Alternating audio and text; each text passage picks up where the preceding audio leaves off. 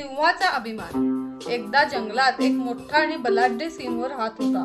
तो खूप अभिमानी होता.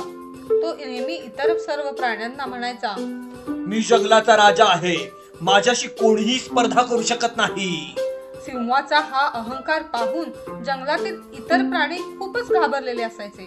कोणीही त्याच्या विरोधात काही बोलायचे धाडस करत नव्हते. एक दिवस जंगलात दुष्काळ पडला आणि सर्व प्राणी पाण्याच्या शोधात फिरू लागले. सिंहालाही तहान लागली, पण तो एकटा पाणी शोधू शकला नाही. सगळे प्राणी एकत्र जमून एक छोटे तलाव साफ करत होते.